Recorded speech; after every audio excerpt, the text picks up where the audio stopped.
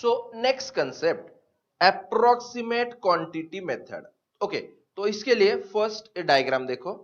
Diagram में ये क्या है, वॉल का क्रॉस सेक्शन है ना, जिसमें रेड लाइन क्या है, प्लिंथ लेवल, यानी प्लिंथ लेवल के ऊपर जो वॉल है ना उसको क्या बोलेंगे, wall in the super structure. And plinth level के नीचे जो है ना उसको क्या बोलेंगे, वॉल इन द फाउंडेशन, या फिर फाउंडेशन इंक्लूडिंग प्लिंथ। ठीक है ना। तो सबसे पहले क्या करो, ये जो सुपर स्ट्रक्चर में वॉल है ना इसका कॉस्ट पर मीटर फाइंड करो।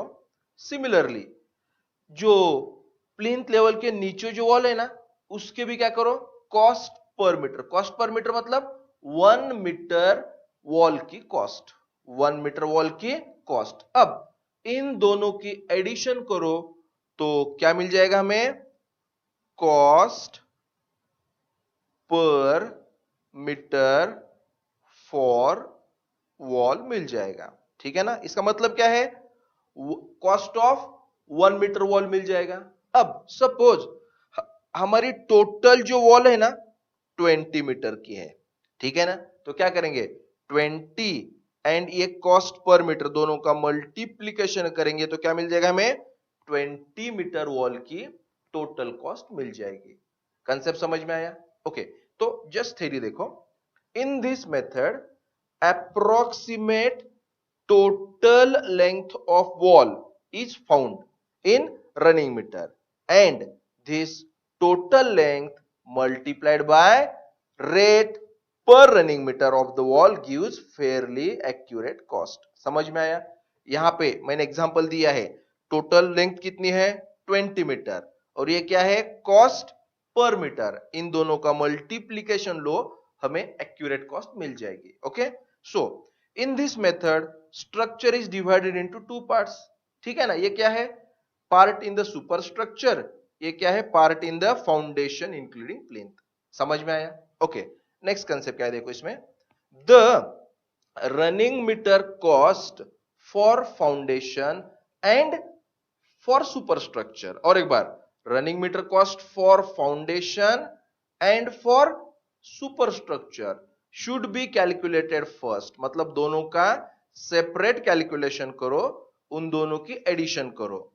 These running metre rate should be multiplied by the total length of the wall. ठीक है ना। इन दिस मेथड प्लान और line plan of the structure should be available. Okay, finally formula क्या है, approximate cost equal to total length of wall into rate per running metre. Okay, so students suppose ये जो building है ना ये क्या है, गोडाउन बिल्डिंग है। सो इसमें देखो ना, ये फर्स्ट कंपार्टमेंट है, exactly similar second compartment, third compartment, that is building is made up of number of compartments. तो ये जो कंपार्टमेंट है ना इसको हम क्या बोलते हैं, बे। ओके, तो ये क्या है, बे 1, बे 2, बे 3 अप टू बे 10। समझ में आया यहां तक? तो यहां पे अगर हमने 1 बे तैयार करने के लिए जितनी कॉस्टिंग जरूरत है उसकी कॉस्टिंग अगर फाइंड की ना तो उसको इंटू 10 करो, पूरे इस गोडाउन की कॉस्ट मिल जाएगी। कंसेप्ट समझ में आया? ओके, तो एक्चुअल थ्योरी देखो। अभी देखो, मेथड का नाम है typical bay method. Okay, this method is used for buildings have similar column spans over a larger area such as factory building, godowns, railway platform etc। ठीक है ना। उसके बाद cost of each bay is calculated and then cost of whole factory building is worked out by multiplying total number of bays into cost of 1 bay. समझ में आ रहा है ना, total number of bays into cost of 1 bay किया तो क्या मिल जाएगा हमें, cost of complete factory building मिल जाएगी। ओके, बे देखो ना, अभी bay is the centre to centre distance between supports. In general bay का मतलब क्या होता है, it is nothing but centre to centre distance between the supports. Okay, finally approximate cost equal to क्या है, number of bays into cost of one bay. Okay, so students कुछ basic concepts देखो। First क्या है, plinth area, हमने already study किया है, ठीक है, एक बार रिवाइज करेंगे। देखो, it is area which is covered by the building, मतलब हमने अगर बिल्डिंग के एक्सटर्नल डायमेंशंस मेजर करके एरिया फाइंड किया ना, तो क्या मिल जाता है, प्लिंथ एरिया। और एक बार, it is area which is covered by building, it is found out by using external dimensions of the building, ये तो आपको मालूम है, ठीक है। अब नेक्स्ट कंसेप्ट देखो, कारपेट एरिया, तो it is the usable area. और एक बार, it is the usable area excluding wall thickness, passages, staircases etcetera. तो इमेज के फॉर्म में देखो, यहां पे ये क्या है, बंगलो का प्लान है, ठीक है। इस प्लान में देखो ना, सिर्फ ग्रीन कलर में जो दिख रहा है ना, इसमें हमने क्या क्या एक्सक्लूड किया है, एक तो वॉल थिकनेस एक्सक्लूड किया है, उसके बाद कॉमन पैसेज, स्टेयरकेस, लिफ्ट, सब कुछ हमने क्या किया है, एक्सक्लूड किया है ना। तो सिर्फ रिमेनिंग जो ग्रीन कलर होगा ना, वो क्या है हमारे लिए, carpet area. Clear? Okay, next concept देखो। अब ये जो कारपेट एरिया है होता है ना, कितना होता है देखो, रफली 50 to 65% of the plinth area होता है। और एक बार देखो, what is carpet area, it is the usable area excluding wall thickness, excluding passages, staircases, etc. Carpet area of residential building is generally 50 to 65% of the plinth area. यहां तक समझ में आया? अब नेक्स्ट कंसेप्ट क्या है, बिल्ट अप एरिया। तो देखो ना, area enclosed bye wall plus carpet area.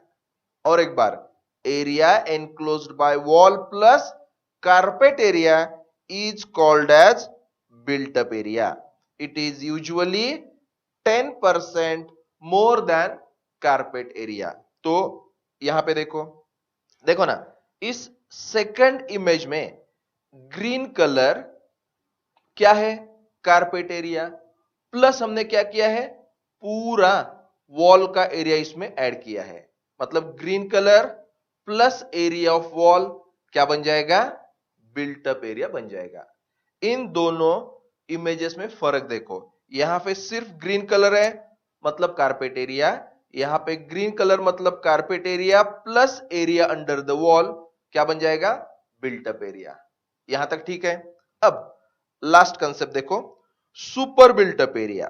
तो सुपर बिल्टअप एरिया मतलब built up area plus area of common amenities like passages, stairs, lifts etcetera.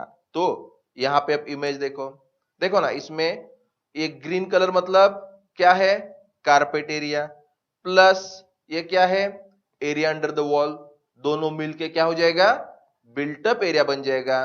Built up area में जब हम ये कॉमन एरिया ऐड कर देंगे ना, तो क्या हो जाएगा, super built up area. Okay, so students, some basic concepts related to road construction. अच्छी तरह से देखो, अब ड्यूरिंग कंस्ट्रक्शन ऑफ हाईवे क्या किया जाता है, सबसे पहले सॉफ्ट स्ट्राटा निकाल दिया जाता है। अब सॉफ्ट स्ट्राटा निकालने के बाद to make the foundation strong क्या किया जाता है, देखो यहां पे crushed stone one adjacent to another क्या किया जाता है, फिल किया जाता है, एंड उसके गैप में सैंड फिल किया जाता है, उसको बोलते हैं सोलिंग। और एक बार, soling consist of digging the earth to the required depth and laying the crushed stone one adjacent to another and filling the gaps with sand. समझ में आया? अब सोलिंग करने के बाद देखो ना, ये इमेज देखो, ये क्या है, एग्रीगेट फिल करते हैं ना, इसको बोलते हैं सब बेस। तो सब बेस क्या है, is the layer of aggregate material.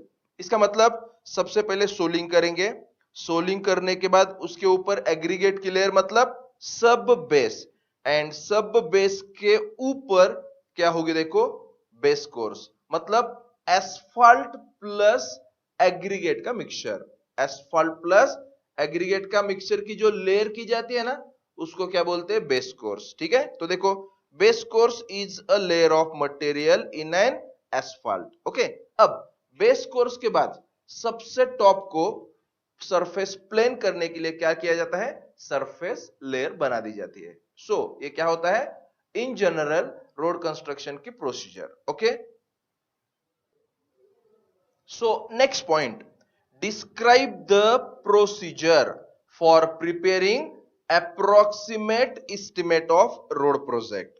तो हमें ना रोड प्रोजेक्ट या फिर हाईवे प्रोजेक्ट के लिए अप्रोक्सीमेट एस्टिमेट बनाना है। तो सबसे पहले क्या करना पड़ेगा, रिकंसन सर्वे। तो रिकंसन सर्वे में हम क्या करते हैं, देखो ना, जो कुछ भी पॉसिबल रूट्स होते हैं ना, उस ऑल पॉसिबल रूट्स में से बेस्ट रूट सिलेक्ट करने के लिए जो इंफॉर्मेशन जरूरी है, वो इंफॉर्मेशन हम दिस सर्वे में फाइंड करते हैं। और एक बार जो कुछ भी ऑल पॉसिबल रूट्स है, उस ऑल पॉसिबल रूट्स में से बेस्ट रूट निकालने का काम इन फर्स्ट सर्वे में किया जाता है। ओके, अब एक बार बेस्ट रूट मिलने के बाद ना, उस बेस्ट रूट से रिलेटेड इंफॉर्मेशन, और एक बार उस बेस्ट रूट से रिलेटेड इंफॉर्मेशन कलेक्ट करने के लिए प्रिलिमिनरी सर्वे। ठीक है, अब एक बार उस बेस्ट रूट का इंफॉर्मेशन कलेक्ट होने के बाद नेक्स्ट स्टेप क्या है, देखो हमें क्या करना पड़ेगा, approximate estimate is prepared on per kilometre basis by adding the following heads. तो फर्स्ट हेड क्या है, कॉस्ट ऑफ अर्थवर्क। ठीक है, उसके बाद सेकंड हेड क्या है, cost of bridge and culvert. अब देखो ना, इसका हमने ऑलरेडी स्टडी किया है, तो क्या करते हैं हम, देखो it is calculated by multiplying its span by cost per metre span of similar existing structure. तो हमने cost of bridge and culvert का कैलकुलेशन करना पड़ेगा, उसके बाद कॉस्ट ऑफ सब बेस, उसके बाद cost of base course and cost of boundary stone and pillars. इन सब का क्या करना पड़ेगा, हमें पर किलोमीटर बेसिस पे अप्रोक्सीमेट एस्टिमेट फाइंड करना पड़ेगा। अब ये जो अबोव 5 हेड्स है ना, इन सब की एडिशन करो, इस एडिशन में कॉन्टिंजेंसीज 1.5% and work charge establishment 5% add करो, तो हमें क्या मिल जाएगी, टोटल अप्रोक्सीमेट कॉस्ट। अब इस टोटल अप्रोक्सीमेट कॉस्ट में हमें क्या करना है, जो लैंड एक्वायर करना है ना, उस लैंड की कॉस्ट क्या करना पड़ेगा, ऐड करना पड़ेगा। देखो cost of permanent land is added finally to work out the approximate total estimated cost of the road project. Concept समझ में आया? Okay, so next point, estimate for bridges और कल्वर्ट्स। तो यहां पे सबसे पहले क्या किया जाता है, देखो calculate cost per metre span of recently constructed similar bridge with similar specification. इसका मतलब क्या है, देखो हमें जो नया ब्रिज कंस्ट्रक्ट करना है ना, उस ब्रिज का जो स्पेसिफिकेशन है, वैसे स्पेसिफिकेशन वाला ऑलरेडी कंस्ट्रक्टेड जो ब्रिज होगा ना, with the help of that bridge हम क्या फाइंड करेंगे, cost per metre span find करेंगे। अब एक बार कॉस्ट पर मीटर स्पैन मिल गया ना, उसको क्या करेंगे, नए ब्रिज के टोटल लेंथ से मल्टीप्लाई करेंगे, क्या मिल जाएगा, approximate cost of new bridge. तो देखो now multiply cost per metre span by total length of new bridge, हमें क्या मिल जाएगा, approximate estimate of new bridge मिल जाएगा। ठीक है, देखो यहां पे for example, approximate cost of bridge having 3 spans of 50 metre each comes out to be 37,50,000 at the rate of 25,000 per running meter of the span. तो स्टूडेंट्स यहां पे कैलकुलेशन देखो, हमें ना जो नया ब्रिज बनाना है ना उसकी टोटल लेंथ क्या है, 3 spans of 50 मीटर मतलब 3 into 50 is the total length of new bridge into same specification वाला जो ऑलरेडी कंस्ट्रक्टेड ब्रिज है ना उससे हमने रेट फाइंड किया है, कॉस्ट पर मीटर कितना आया है 25,000. ओके, तो और एक बार देखो, total length of new bridge into cost per metre of existing bridge, इन दोनों का कैलकुलेशन आता है 37,50,000. ओके